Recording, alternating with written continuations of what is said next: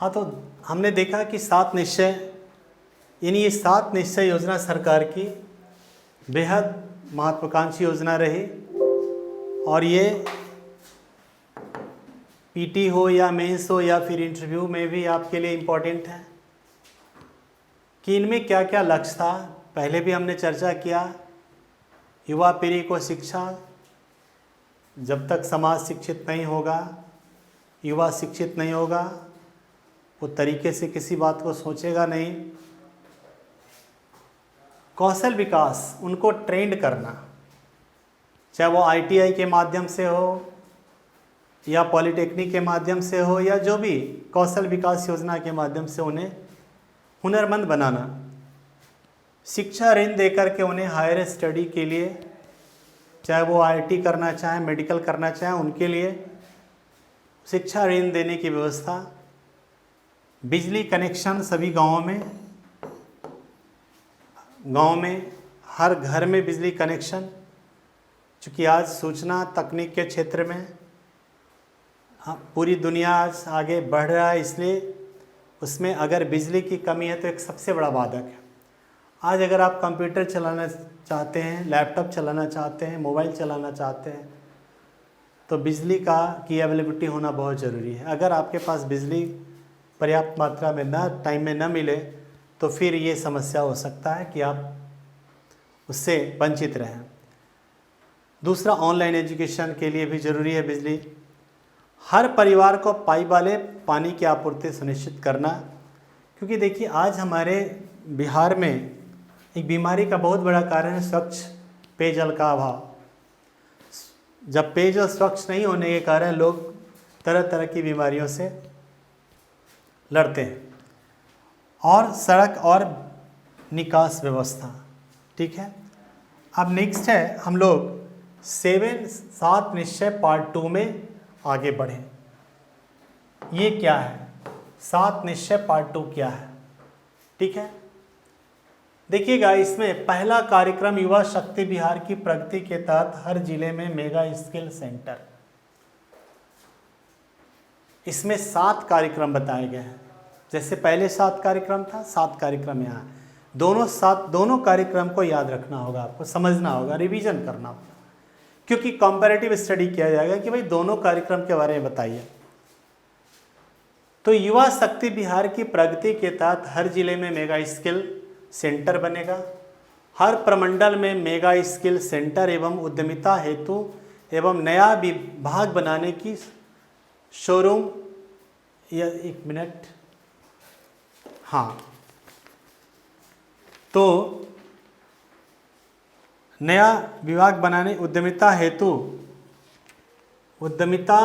नया विभाग बनाने की घोषणा, साथ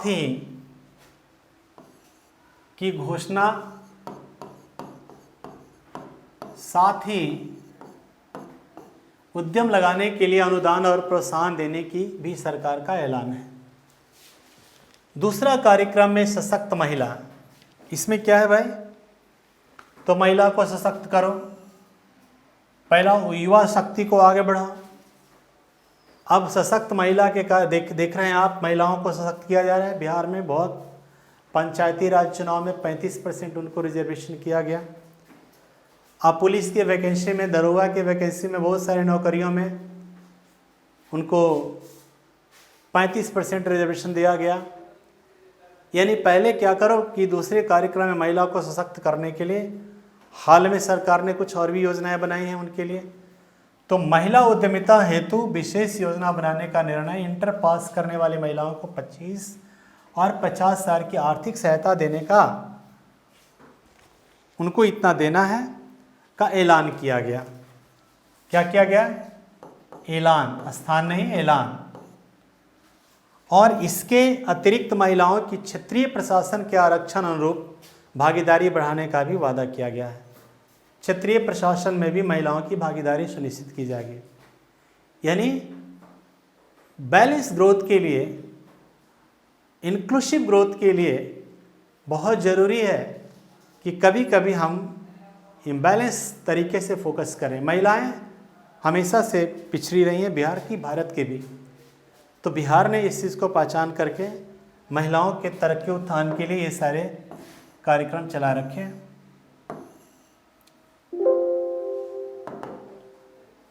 तीसरा कार्यक्रम है, थर्ड जो प्रोग्राम है कि हर खेत तक सिंचाई के पानी की घोषणा। इस कार्यक्रम पर सरकार ने सर्वोत्तम काम शुरू कर दिया है। सर्वे का काम ना, सर्वेक्षण का काम, सर्वेक्षण का काम शुरू कर दिया है। सर्वेक्षण समझ रहे हैं? सर्वे, कहाँ किस खेत कहाँ तक पानी पहुँचाना है, कैसे पहुँचाना है। अगले 2 वर्षों में काम पूरा होने का दावा किया गया है। यानी मैंने पहले ही बताया कि एक बहुत ही दूरगामी और बहुत ही महत्वाकांक्षी योजना है।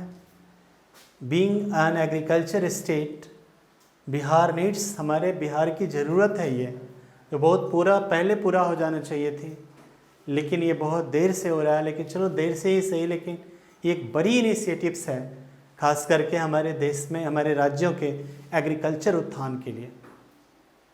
क्योंकि बिहार की अर्थव्यवस्था पूरी तरह से कृषि बेस्ड इकोनॉमी है और सुविधा के नाम पर नगरीय थी, इसलिए इरिगेशन का प्रॉपर इंतज़ाम होने से बिहार की कृषि में एक बहुत ही क्रांतिकारी तरक्की देखी जा सकती है आने वाले दिनों में। चौथा कार्यक्रम है स्वच्छ गांव समृद्ध गांव। चलिए भाई, बिहार में स्वच्छता भी एक बड़ी समस्या है।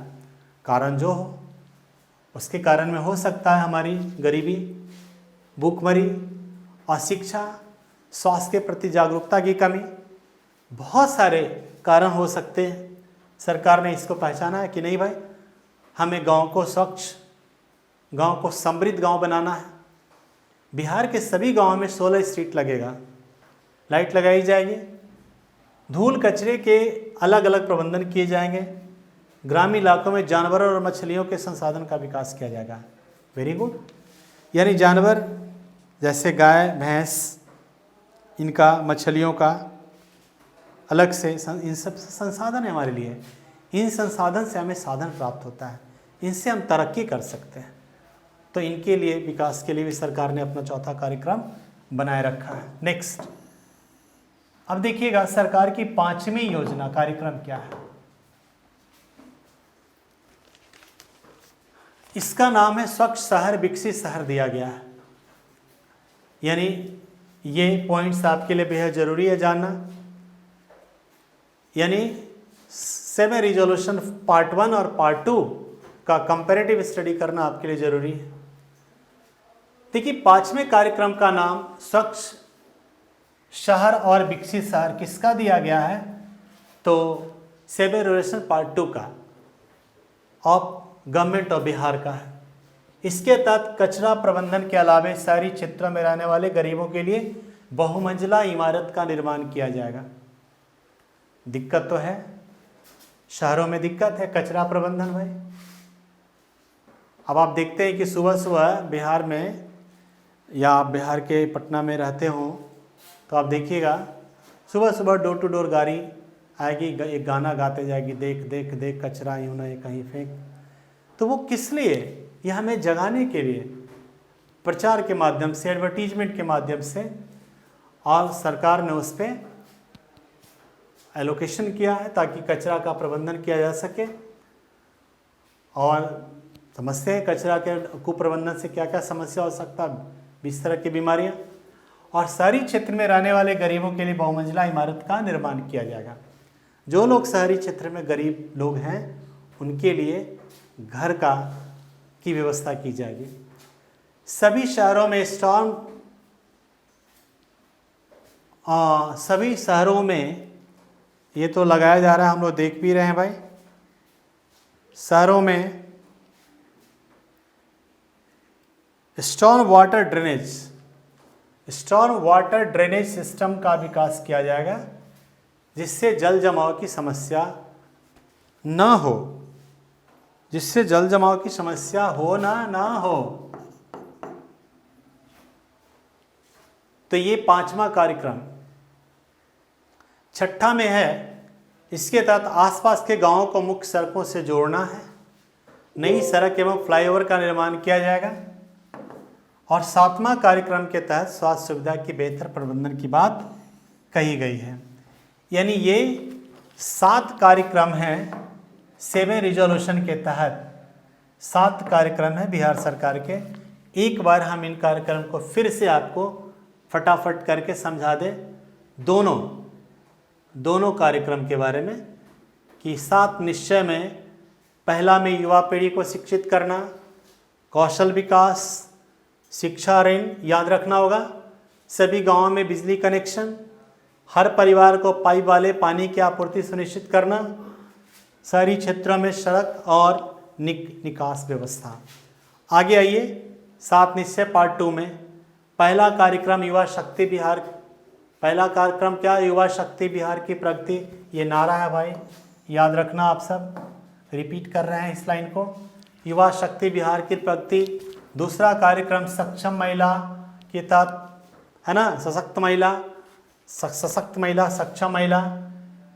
देखो भाई, तीसरा है, थर्ड है ना, हर खेत तक पानी, सिंचाई का हर खेत तक पानी पहुंचेगा। Very good. चौथा है स्वच्छ गांव समृद्ध गांव। ये नारा है भाई, देख लेना इसको, ये सब इम्पोर्टेंट सवाल है। अब देखिए नेक्स्ट है स्वच्छ शहर विकसित शहर, नाम दिया गया है, इनके भी हैं। इनमें क्या क्या होगा? ड्रेनेज सिस्टम वगैरह वगैरह। इसके तहत आसपास गाँव को मुख्य सड़क से जोड़ना और ब्रिज का निर्माण करना भी है, फ्लाईओवर का। और अंतिम में स्वास्थ्य सुविधा के बेहतर प्रबंधन की बात कही गई है। तो आज का क्लास हम यहीं तक समाप्त करते हैं। फिर नेक्स्ट क्लास में हम नया टॉपिक लेकर के आपको आएंगे जो बेहद इम्पोर्टेंट होगा। Thank you.